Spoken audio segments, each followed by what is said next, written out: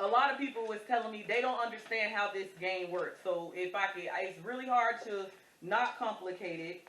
But I'm gonna see if I can. I'm gonna see if I can break it down just a little bit better about how it works.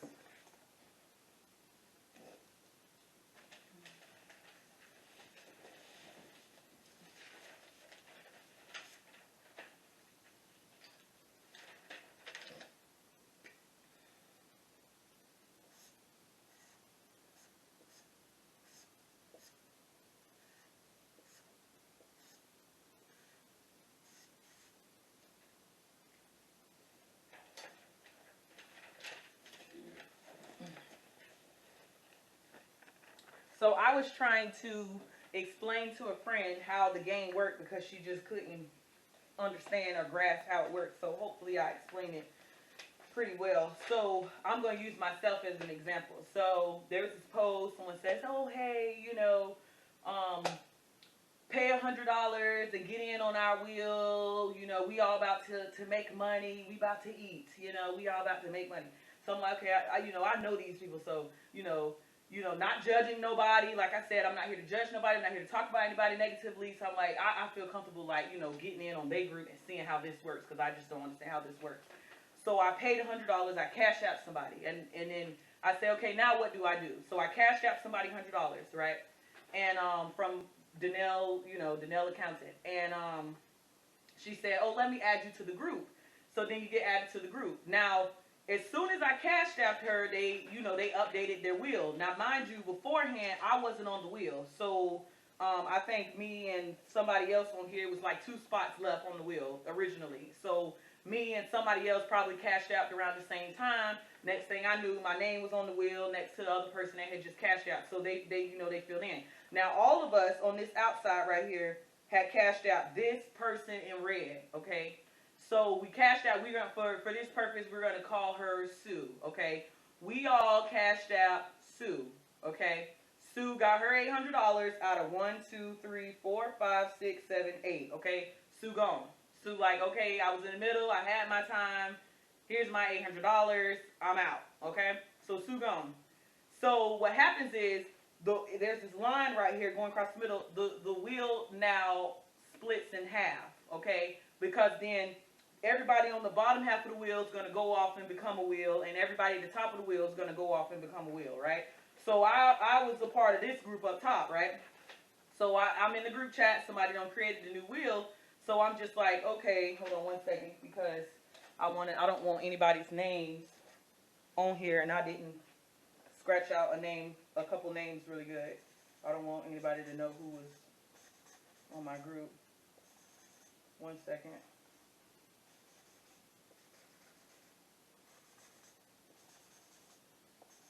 So I got a new wheel, and they were like, okay, so now that Sue's gone with her $800, now I've been moved up to the center. Okay, so we went from me being here where I put my $100 in and I made it to the wheel, and now I'm here. Okay, so I made it closer to this center where the red person is.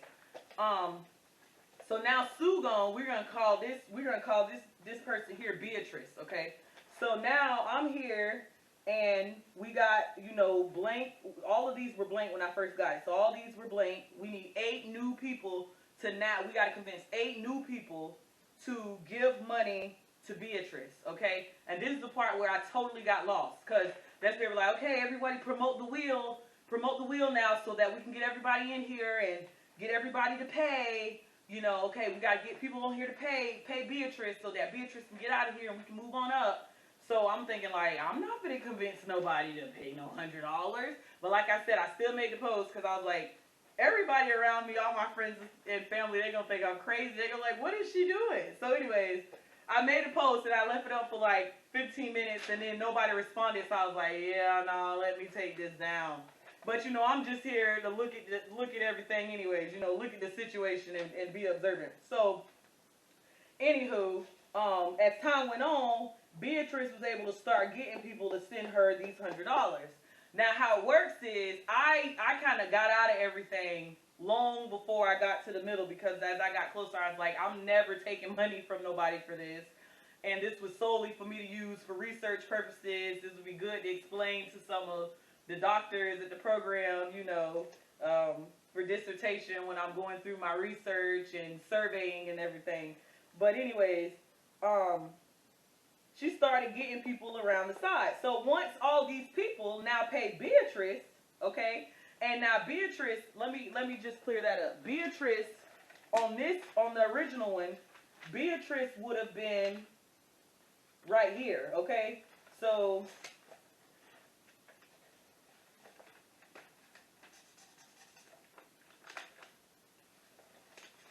on the original one that I got on, Beatrice was next in line. She was right here. So as soon as Sue left, Beatrice was next, okay? So that's how Beatrice ended up in the middle here, because she was next in line.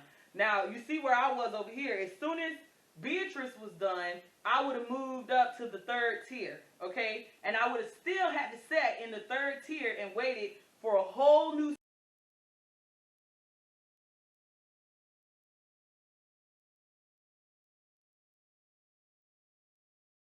set of 8 people to get cashed out, the new person. And we'll say down there, that's Billy, okay? So soon as Beatrice cashed out with these 8 people, she was out. Then Billy would go up, okay? Billy would be there, and then I would have been where Billy was, here. And then so on and so forth. Everybody would have moved in, and it would have split again. I would have been next in line to receive the $800. I would have had to convince, or my team would have had to help me convince 8 people to do $100. So it's basically like you start off on the outside and you kind of work your way in, kind of thing. You know what I mean? Until you get to the center.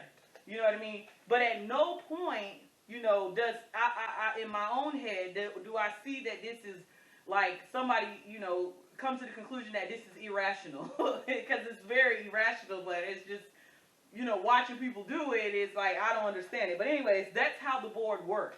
So, to reiterate, you pay the $100 one time. You end up here, okay? Then, boom. Once you pay the $100, everybody out here on the outside pay the $100 to the person in the middle, okay?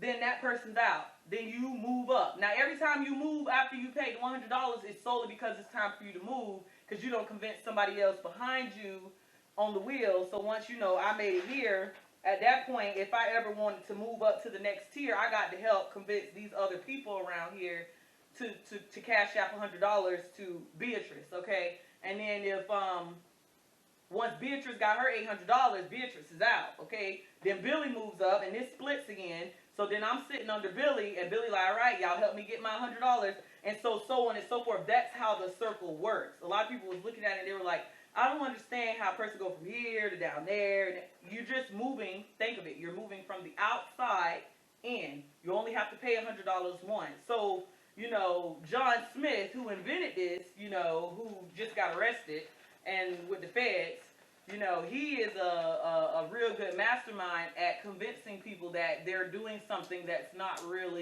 rational. But I just want to say this, like the purpose in me getting involved and the purpose of me making this video is because a big part of me developing as a student and a professional has been to put myself on the front lines of a lot of issues that go on in the community, and a lot of it revolves around financial, because I am an accountant, but it also revolves around the fraud side of things, you know what I mean? And I just, like I said, I have a lot of friends and I have a lot of family, and I know that this is a very, very rough time for a lot of people. And so please, I'm begging you, please do not become a victim to something like this. It is not okay, you know what I mean? And like I always tell people, if anything in your life right now would have talked you out of doing this or talked you out of doing this, karma should be one. You know what I mean? Because karma has a name so silent. I don't know if I would be able to go to sleep tonight knowing that I took $800 from 8 people that I may or may not even know, and and convince them that they're going to get this money too, and not really know whether or not that's the case. You know what I mean? Because I don't know their financial situation, and I don't know, where the pandemic has left them. So this was a good research project for me. Like I said, I'm not here no disrespect to nobody that was in the group. I even openly opened up to them and told them what I was there for, why I was there. I wasn't looking for the $100 back. You know what I mean? I just wanted to get in and see how it works for my own, research and just development. At some point, I want to be able to offer forensic accounting services once I'm a CPA with my CPA firm. And this is an example of a good start for me to get myself involved and just see how things work. Because with fraud, there's this whole psychological side of things that goes into fraud, and a lot of it has to do with being desperate for money and just wanting to have money and the love of money, and people kind of just, they lose sight of what's important and what's value, and that's, other people. And then there's people that just don't care about how other people are doing, how other people feel. But I like to think that as a game changer for the black community, it would be only in, my interest to educate and expose stuff like this to, colleagues, friends, family members, associates, people in my community, get you familiar with what fraud is, and it comes in so many different forms. And a key part of my research has been solely on occupational fraud, which is, fraud done by employees. So I'm trying to branch off some and get off into other parts of the fraud world and apply the forensics and the accounting mechanics to that research. So thank you for watching this video, and if you would like to see more videos, please leave me a comment, and I might consider doing more videos more often about some of the stuff that I get involved in. Thank you, and bye.